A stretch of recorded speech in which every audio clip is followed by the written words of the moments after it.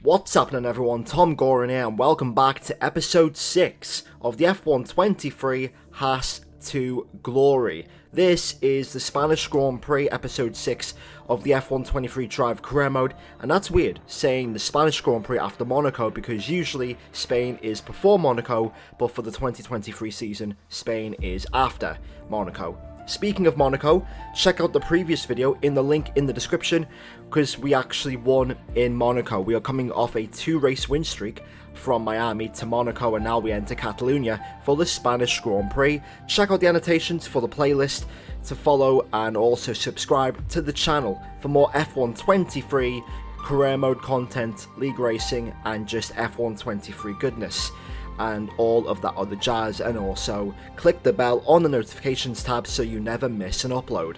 So we are coming off episode 5 in Monaco, a shock victory because I did not expect to win the Monaco Grand Prix, but afterwards I had to make some changes, and by the title of this video you'll be seeing that I am now officially on Ultimate Difficulty. As you can see, there is the Drivers' Championship, 55 points after 2 back-to-back race wins at literally Monaco and Miami as well, and now we're going to try and get some upgrades. I'm actually going to try and mess around with some of the settings for this season because I do feel like some of the settings as far as resource point generation, the cash flow, well, not really the cash flow, but it's just the resource point generation. I'm getting too much of it already, even though I'm doing mostly quick practice and all of that, so I'm going to mess around with some of the settings in this series from here on out. But the biggest change as far as this series is concerned, well, as we get a wing mirrors upgrade, and that is now on the car, that is a drag reduction upgrade, and that is really needed, is the fact that we are on now Ultimate Difficulty. We are now on 101 difficulty. We started this series on 98 because I thought the difficulty might have been a little bit more similar compared to last year's game, but now as you can see there's confirmation we are on 101 difficulty, and also we are running no line as well. I want to get quick at the game, and I think the best way to do that is to turn off racing line.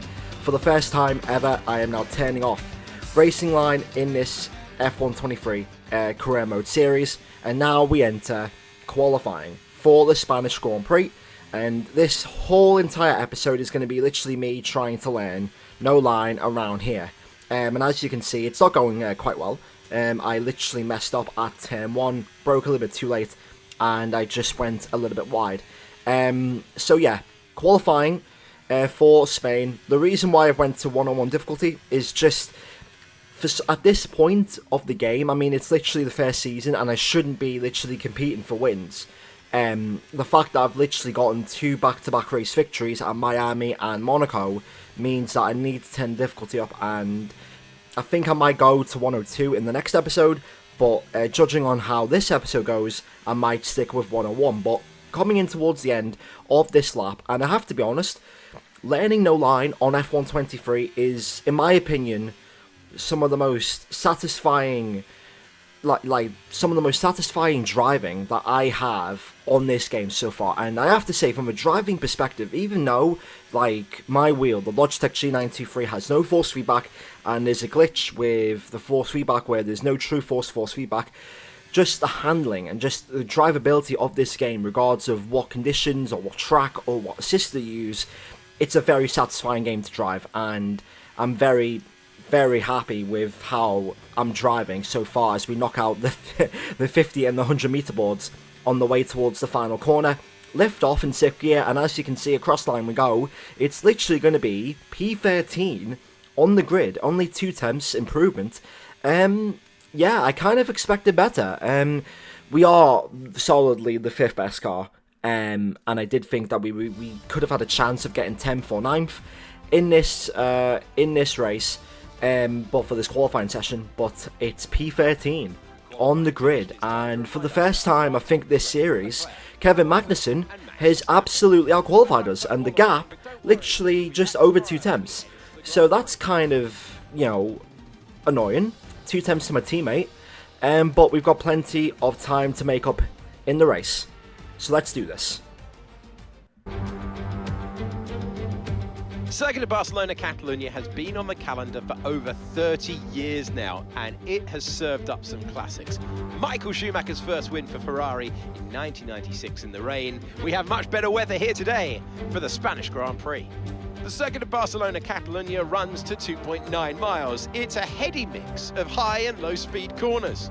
Look out for the high downforce arc of turn 3, the 2 DRS zones, and the chicane at turns 14 and 15. It's time to take a look at our starting grid for today's race. Charles Leclerc lines up on pole position, and Lewis Hamilton completes the front row. Moving on to the rest of the grid, we have Verstappen, Perez, Russell, Sainz, Magnussen, Fernando Alonso, Gasly, Stroll, Oscar Piastri, Thomas, Albon, Tsunoda, Ocon, Zhou, Norris, Sargent, De Vries, and Valtteri Bottas begins the race from the back of the grid. And with lights out just moments away, it's time to go down to the track. And joining me again for the race today, Natalie Pinkham. Joined once again by Anthony Davidson for this one. Ant, there's a lot of incidents on track recently for this driver. No one does that on purpose. It is part and parcel of racing, though. It's not an ideal situation by any means. When you get into a bad run like that, there's always the risk of frustration creeping in, which can cause more mistakes and locks you into this vicious cycle. Hopefully today they can get through turn 1 cleanly and stay calm for the rest of the race. Hopefully Natalie Pinkham wasn't talking about me when it comes to, avoiding collisions and making first lap incidents. I don't know if she's talking about me or Romain Grosjean or even Pastor Maldonado. I know Maldonado is an icon in F123, well, quote, icon, but he's not in this career mode save yet. Not yet, anyway. So, let's get started with the Spanish Grand Prix. The strategy, simple one-stop. We're going from the mediums to the softs. And I've noticed that in F123 there is a tyre glitch, a tyre wear glitch that I will literally explain later on in this video, which has caused massive debate as far as the league racing community. But it's time for the race. The formation lap gets underway then, and it's going to be interesting today to see how the dry conditions could affect the lifespan of the tyres.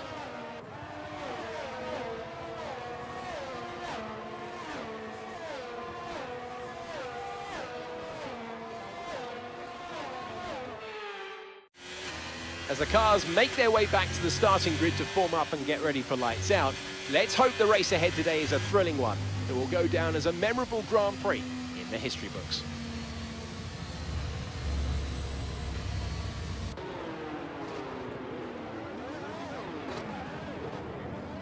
Looks like we have a lot of work to do from P13 on the grid here at Catalunya. It's a track that I actually really like, and especially with the updates that they've done to the hairpin and of course the old final corner, this track is just a phenomenal track to drive on this game. So hopefully now it's hopefully we can try and score points as we get ready for the Spanish Grand Prix.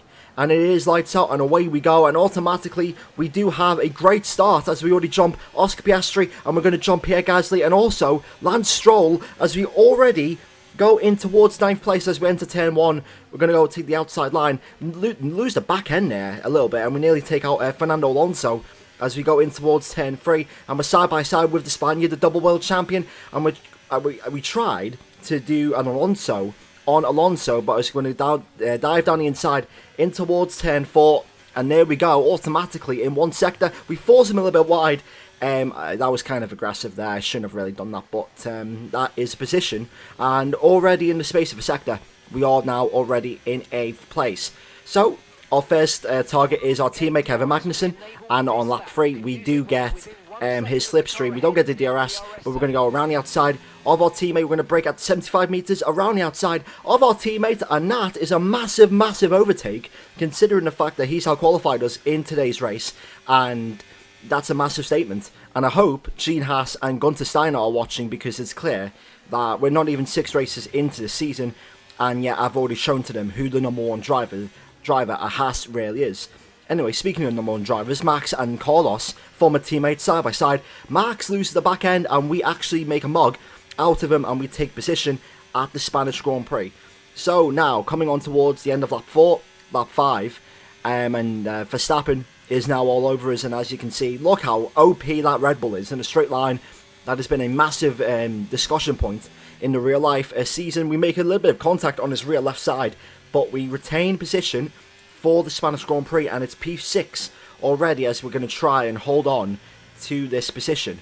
So now, at this stage of the race, it's literally going to be a DRS train between us and the cars ahead as we dive down the inside on Carlos Sainz. He didn't expect that, and neither did I until literally the gap opened up and the move was made. And now we've got literally both Mercedes and Sergio Perez coming in towards the fray, lap 12, and we're going to try and overtake both George Russell and Lewis Hamilton. Hamilton goes around the outside of Perez. We're going to go around the outside of George Russell, and that is an overtake again here in Spain. And now we're in P4 of this race, as I need to slow down with my words here. I need to just describe what's going on. Hamilton goes defensive, so we're going to literally stick it around the outside in towards turn 4, and we've just made an amazing overtake once again. And around about this time period, the tyres are starting to go off now, and as you can see, we lose the back end just a little bit as all of the soft runners come in for the one and only stop.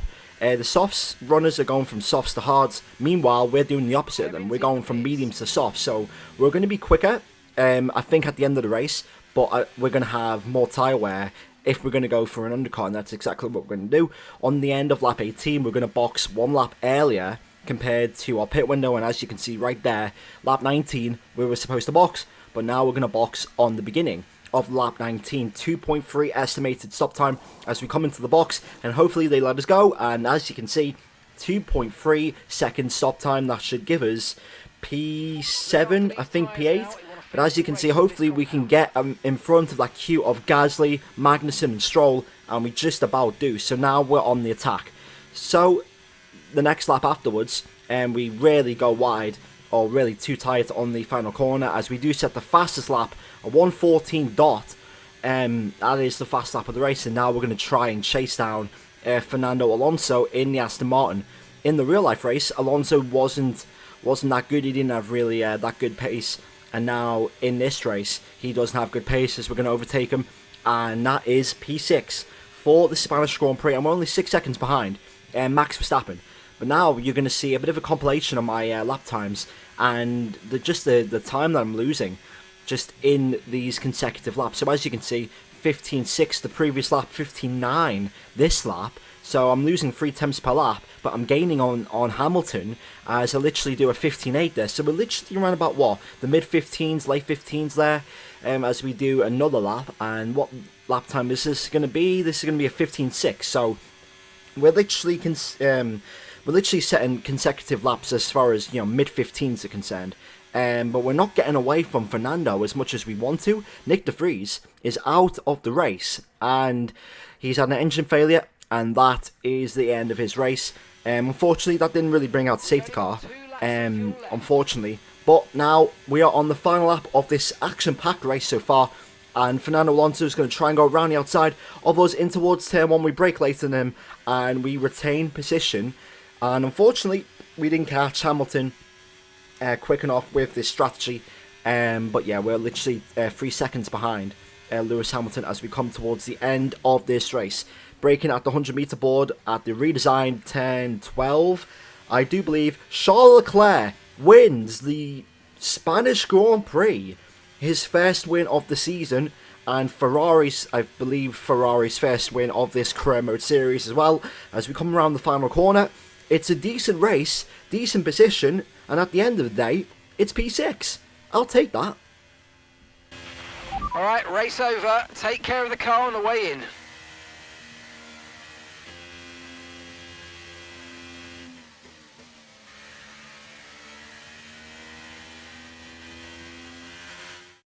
Here's our winner, pulling their Ferrari into Parc Ferme then. What a fantastic race.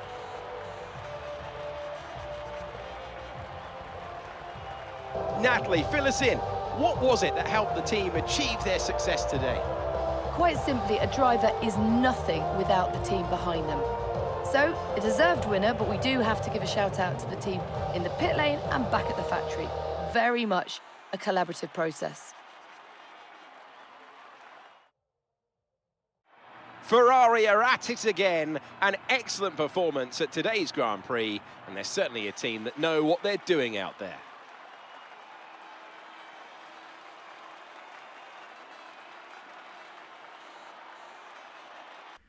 So there it is, Charles Leclerc wins. The Spanish Grand Prix takes his first victory of the season, followed by, I believe, Sergio Perez in third place and Max in second.